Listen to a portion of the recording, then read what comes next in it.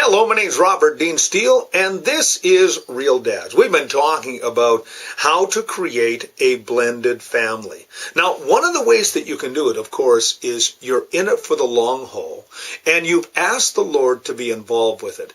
But also as well, set up a framework or boundaries in which you can be involved.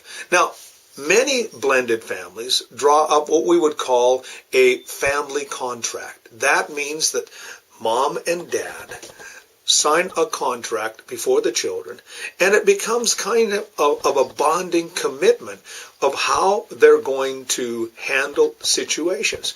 And children then have expectations that mom and dad are going to do certain things. For example, the first thing that you need to discuss in this family contract is how you're going to handle conflict and discipline. You see, you're coming into the situation with different expectations. Many times we have different ideas on how to do discipline and how to handle conflict. And so it is absolutely clear that this be spelled out in this little boundary or agreement. You come together, you talk about it as a family, and then you make a commitment and a contract that will basically say, this is how we're going to handle family discipline. This is how we're going to have to handle conflict.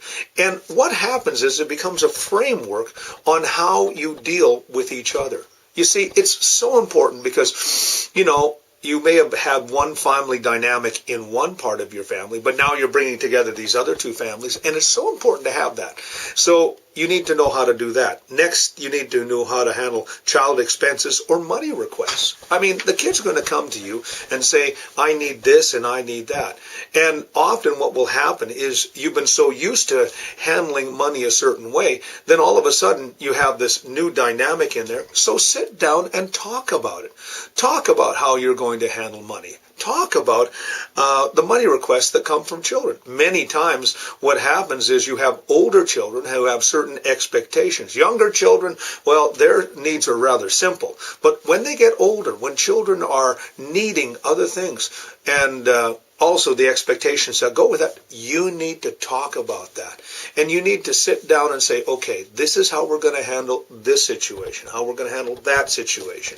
And you know what? If you do all of this beforehand, together as a family, with negotiations and with sitting down and talking about it, it's going to create a lot less stress and a lot less trouble in this area. Here's another one. What is the appropriate and allowed uses for technology, TV, and household resources? Now, this is huge because we are living in a generation where smartphones, computers, smart TVs, all kinds of stuff are in there.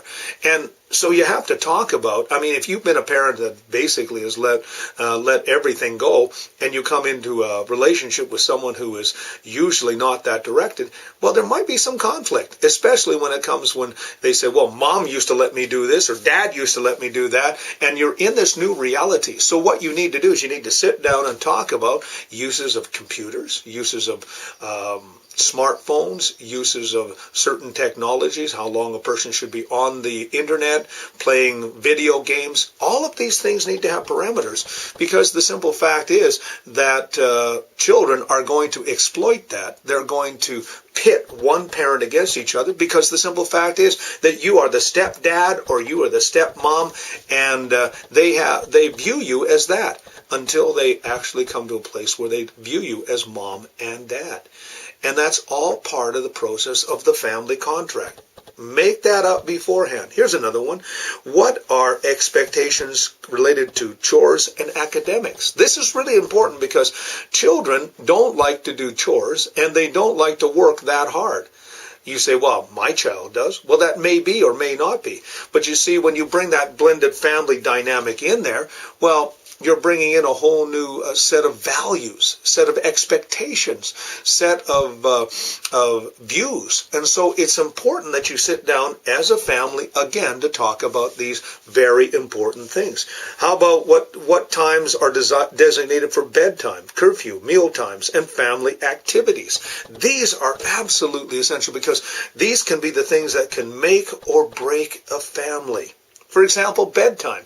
Your children have been used to going to bed at 10 o'clock, and then all of a sudden you have this new person who's more of a, stricter area, and say, no, we need to put them to bed, especially if they're younger, at 8 o'clock. Well, there's going to be conflict. So you need to talk about that. You need to talk about curfew. If you have older children, how late do they stay up? How late do they stay out? Things like that. Meal times. Are you going to have, maybe you've been used to eating on the fly, and then all of a sudden you have this member of the family, this new person comes and says, no, we need to have a designated family time. That's, really important, especially when it comes to blended families. Now, I had a regular family. But you see, with my family, we made sure that we had a designated meal time. Our kids knew that we were going to eat at 5:30, and that we were going to do it together, and it became a family time. Let me just tell you something. Family meal time can be absolutely essential in helping to mold a blended family. So don't just eat on the fly, but if you have to have that, that's got to be put into that family contract. And how about family activities? Well, they've been used to doing one thing, and another family's been able to do another thing. You need to bring that together. You want to mold and make that family one. Family activities can do that, but that should be in the family contract as well, because then there's real expectations. And, all of these things and so many other things should be in that family contract. Sit down, talk about all these things, write them down, outline the boundaries. Both the children have impact, and so does the mom and dad, and together you create this brand new family, because that's what you want. You want to create a brand new family with new expectations, with new realities, with new boundaries, and you want them to be good, you want them to be wholesome, and you want them to work. So when you do a family contract, this is a great framework to make that happen. My name is Robert Dean Steele. This is Real Dads, and you have yourself a great and godly day.